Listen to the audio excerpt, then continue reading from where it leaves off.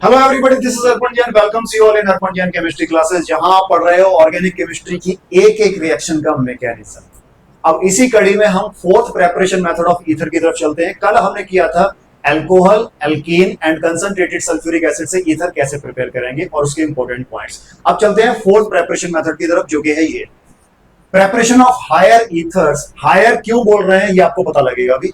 Preparation of higher ethers from alpha halo ether and Grignard reagent in the presence of dry ether. अच्छा, जब भी dry ether बोलेंगे तो उस compound का नाम ये है इथॉक्सी इथेन। ये इसका फॉर्मूला है एज अ सॉल्वेंट। ये यहां पर सॉल्वेंट का काम करेगा। Topic is involved in 12th JEE and NEET. अच्छा, कल के वीडियो में मेरे से एक गलती हुई है, वो नोट करिए।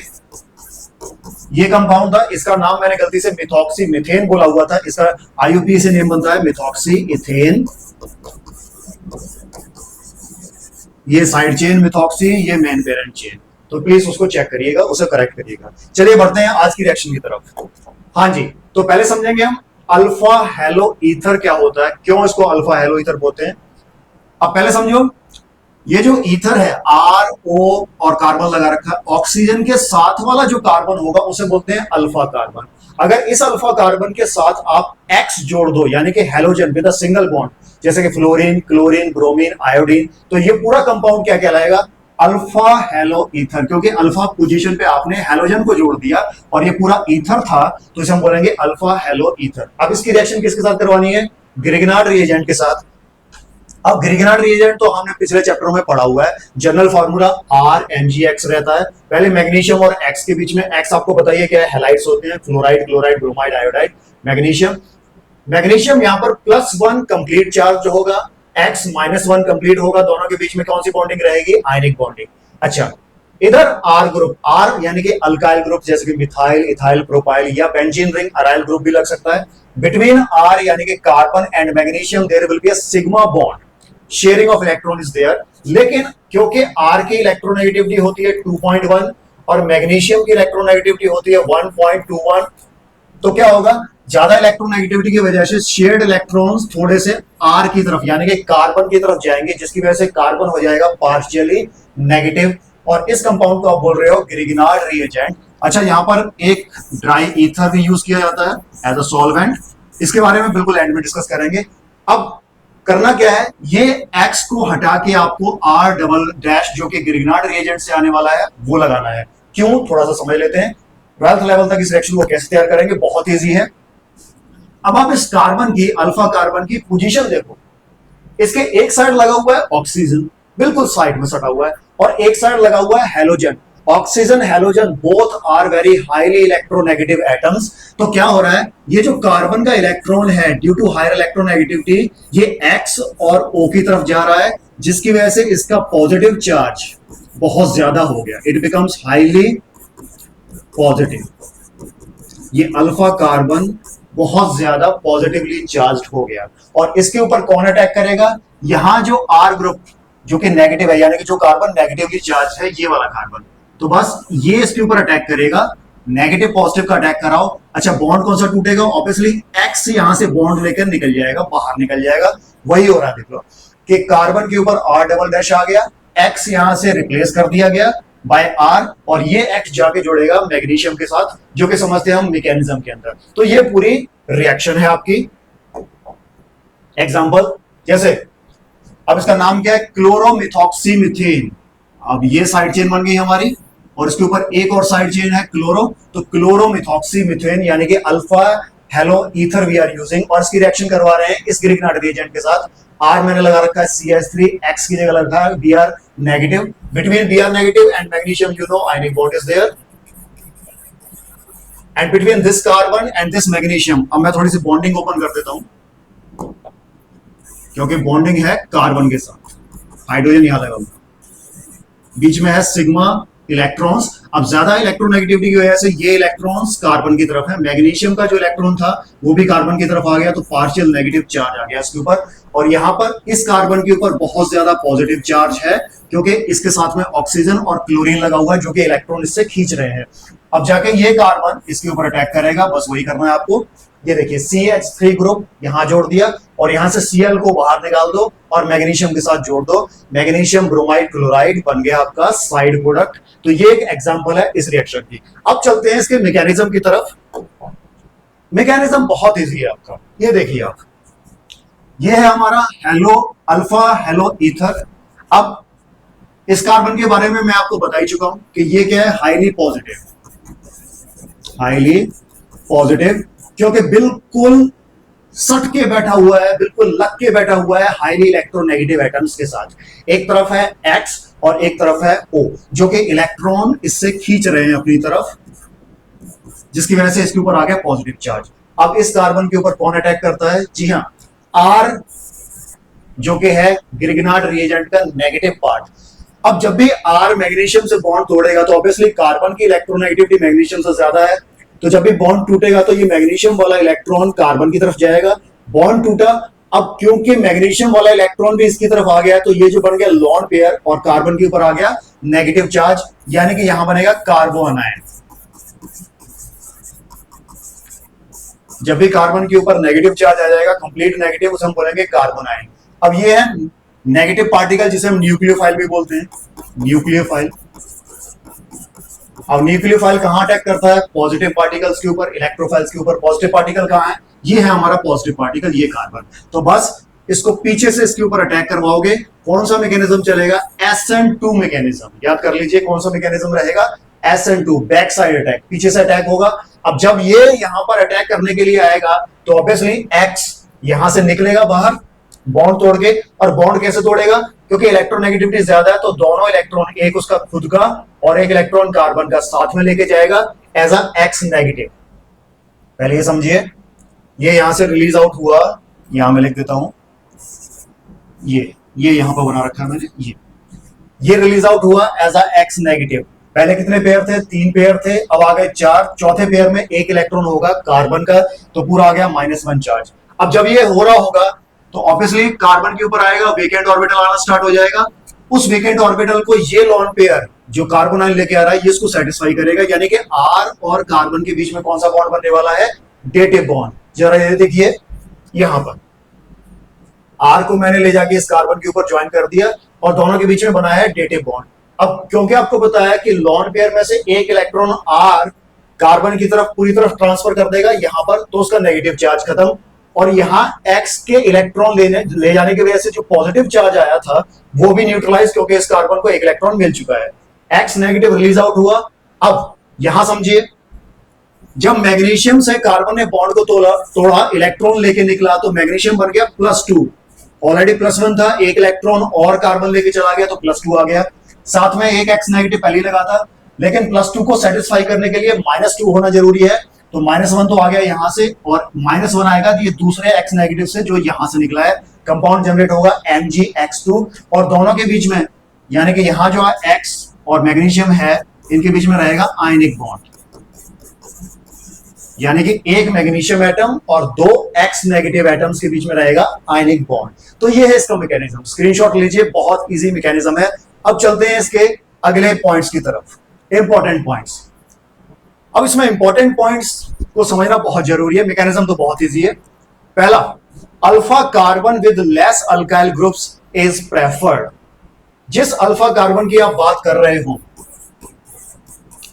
ये वाला जो अल्फा कार्बन है, ये it should be less alpha carbon with less alkyl group, it should have less alkyl groups around it and it is preferred. Like, अब आप ये देखिए, ये अल्फा कार्बन है, अब इसके राउंड क्या है? Hydrogen hydrogen. ये अल्फा कार्बन, इसके राउंड क्या है? सिर्फ एक ही अल्काइल ग्रुप लगाया है। तो इन रिएक्शंस के लिए इस तरह के अल्फा कार्बन्स को प्रेफर किया जाता है। क्यों? रीजन समझते हैं। रीजन, पहला रीजन, बिकॉज इफ बिगर और more alkyl groups will be there then what problems will arise. अगर मान लो अल्फा कार्बन ज्यादा अल्काइल ग्रुप से घिरा हुआ है तो क्या क्या प्रॉब्लम्स आ सकती हैं? Problem number one is this, बड़ी ही इंटरेस्टिंग प्रॉब्लम है, ये देखिए आप। अगर आप ज्यादा अल्काइल ग्रुप लगा दोगे, मान लो इधर भी CH3 लगा दिया, इधर भी CH3 लगा दिया, अब आपको पता है कि CH3+ आई इफेक्ट देते हैं, यानी कि इलेक्ट्रॉन डोनेट करेंगे। तो इलेक्ट्रॉन जब ये डोनेट करेंगे तो ये जो इलेक्ट्रॉन्स हैं जिसके साथ ये शेयरिंग कर रहा है X के साथ, तो उन इलेक्ट्रॉन्स को फील होगा रिपल्शन और वो एक्स की तरफ ज्यादा मूव करेंगे, और जैसे ही ये इलेक्ट्रॉन एक्स की तरफ ज्यादा मूव करेंगे बॉन्ड हो जाएगा वीक। लिखा हुआ है bond will become very weak and it can decompose before main reaction। आप रिएक्शन जब तक उसमें करने की कोशिश करोगे क्या होगा कि ये कंपाउंड खुद को डिकम्पोज कर चुका होगा पहले ही। अब डिकम्पोज करने का तरीका देखिए, ऑब्वियसली बॉन्ड यहां से टूटेगा, इलेक्ट्रॉन्स एक्स की तरफ जाएंगे तो पहले ही एक्स निकल चुका होगा। आप लेके आ रहे होगे ग्रिग्नार्ड रिएजेंट के हम रिएक्शन करवाएंगे, लेकिन ये कंपाउंड पहले ही डिकम्पोज कर देगा, खुद को खत्म कर लेगा। हाँ जी, एक्स निकला तो मैंने लिख दिया becomes very very good leaving group. इस वजह से इनके प्लस आई इफेक्ट की वजह से ये एक्स बहुत ज्यादा अच्छा लिविंग ग्रुप बन जाता है, उसका पहले ही निकल जाता है, ग्रिग्नार्ड रिएजेंट के अटैक से पहले ही निकल जाएगा। अब जब ये निकलेगा तो ऑब्वियसली इलेक्ट्रॉन एक्स की तरफ गए, ये बन गया कार्बोकेटाइन। अब इस कार्बोकेटाइन को कौन सेटिस्फाई करेगा? साथ वाला कार्बन। ये वेकेंट ऑर्बिटल आया, ये पेयर ऑफ इलेक्ट्रॉन देके यहां पर डबल बॉन्ड बनाएगा और H पॉजिटिव रिलीज करेगा, यानी कि X नेगेटिव निकल गया और H पॉजिटिव निकल गया। अब ये कंपाउंड रह जाएगा आपके पास। अब बताइए इसमें कहां है आपके पास अल्फा हेलो ईथर जैसी कंडीशन, और जब अल्फा हेलो ईथर ही खत्म हो गया तो ये रिएक्शन नहीं हो सकती। ये है हमारी पहली problem.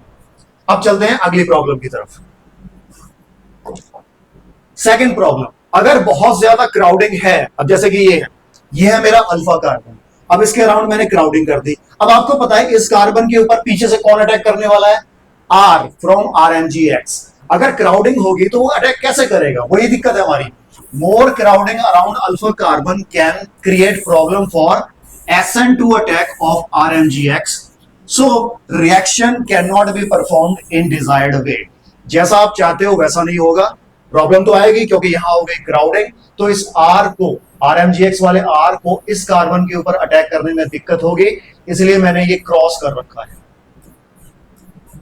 That's why we don't want more alkyl groups around alpha carbon of alpha halo ether। तो ये थी आपकी दो प्रॉब्लम्स। अब चलते हैं अगली स्लाइड की तरफ। सेकंड पॉइंट नोट करिए, इंपॉर्टेंट पॉइंट क्या है? जो अल्फा हेलो ईथर आप यूज कर रहे हो उसमें एक्स कौन सा लेना है आपको? क्लोरीन यूज कर सकते हो, ब्रोमीन यूज कर सकते हो, आयोडीन एंड फ्लोरीन वाले अल्फा हेलो ईथर यूज नहीं करने हैं। रीजन चलिए पहले समझते हैं आयोडीन के बारे में। आयोडीन आपको पता है कि इसका एटॉमिक साइज सबसे बड़ा होता है हैलोजेंस के अंदर, तो इसकी जो बॉन्ड लेंथ बनेगी, यानी कि जो बॉन्ड बनेगा वो काफी लेंथी बनेगा कार्बन के साथ, और लेंथी बॉन्ड्स आपको पता है वीक बॉन्ड्स होते हैं। लिखा हुआ है very big and weak bond, so before main reaction it will break. ये इतना ज्यादा बड़ा बॉन्ड इतना वीक होता है कि आप जब तक ग्रिग्नार्ड रिएजेंट लेके आओगे रिएक्शन करवाने के लिए ये बॉन्ड ही टूट चुका होगा, यानी कि हमारे पास ये कंपाउंड जो है वो है अनस्टेबल। और जैसे ये बॉन्ड टूटेगा तो आपको पता ही क्या होने वाला है? Alkene will be generated. पिछली स्लाइड में चेक करिए, जो हमारे किसी काम की नहीं है इस रिएक्शन के अंदर। अच्छा, ये तो बहुत बढ़िया लिविंग ग्रुप है, तो यहां दिक्कत आ रही है। अब फ्लोरीन के साथ क्या दिक्कत है? फ्लोरीन आपको पता है कि सबसे छोटा एटम है हैलोजन में, और सबसे छोटा एटम होने की वजह से इसकी जो बॉन्ड लेंथ बनती है कार्बन के साथ वो भी काफी छोटी बनती है, और छोटी बॉन्ड हमेशा स्ट्रॉन्ग बॉन्ड होती है। अब यहां ये दिक्कत आएगी, very short and strong bond, so very difficult to break. इसे निकालना, ये निकल रहा था जल्दी, ये दिक्कत थी, और ये निकलने को तैयार नहीं है, ये दिक्कत है यहां पर। During main reaction very difficult to break, बहुत स्ट्रॉन्ग बॉन्ड है, इसको तोड़ना बड़ा मुश्किल है, और जब टूटेगा ही नहीं तो ऑब्वियसली बात है वहां पर R कैसे जोड़ेगा, तो ये दिक्कत आ रही है। Fluoride is very poor leaving group and iodide is very very good leaving group. इतना ज्यादा अच्छा गुड लिविंग, इतना ज्यादा अच्छा लिविंग ग्रुप है कि पूरा का पूरा कंपाउंड ही अनस्टेबल कर दिया, और ये इतना पुअर लिविंग ग्रुप है, ये निकलने को ही तैयार नहीं है, तो जब निकलेगा नहीं तो R अटैक कैसे करेगा, हमारा ईथर कैसे जनरेट होगा, तो ये प्रॉब्लम थी। अगली स्लाइड की तरफ चलते हैं। अगला पॉइंट नोट करिए, अबाउट RMgX। हाँ जी, ग्रिग्नार्ड रिएजेंट के बारे में थोड़ी बात कर लेते हैं। R ग्रुप, यानी कि ये वाला जो ग्रुप है ग्रिग्नार्ड रिएजेंट पे, R group should be small, ये भी छोटा ही होना चाहिए, लाइक CH3 हो गया, CH3 CH2 हो गया, not bigger groups like isopropyl, tert butyl, ऐसे बड़े बड़े ग्रुप नहीं होने चाहिए, आर ग्रुप छोटा होना चाहिए, ज्यादा बड़े अल्काइल ग्रुप्स नहीं होने चाहिए। क्यों, क्या प्रॉब्लम है, रीजन। अब आपको पता है कि इस आर ग्रुप को, आरएमजीएक्स वाले आर ग्रुप को पीछे से अटैक करना है, किसके ऊपर, alpha carbon of alpha halo ether. तो ऑब्वियसली बात है, अगर इस आर के ऊपर क्राउडिंग ज्यादा हुई तो पीछे से अटैक करने में दिक्कत आएगी। ये मैंने बना रखा है, ये देखिए, मान लो ये वो ग्रिग्नार्ड रिएजेंट है। अब आप इस कार्बन को देखो,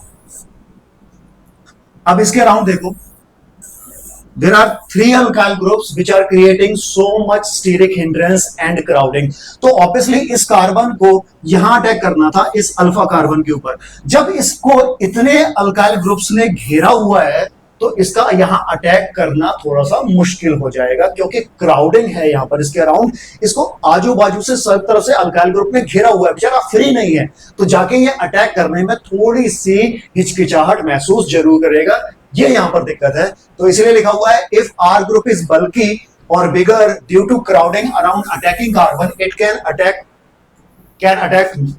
नॉट अटैक, यहां लिखिए can not attack properly on alpha carbon of alpha halo ether. तो ये दिक्कत आएगी यहां पर। अब चलते हैं अगले स्लाइड की तरफ। रोल ऑफ ड्राई ईथर, तो आरएमजीएक्स की वही प्रॉब्लम थी, सिर्फ एक ही पॉइंट है, वो समझ लीजिएगा।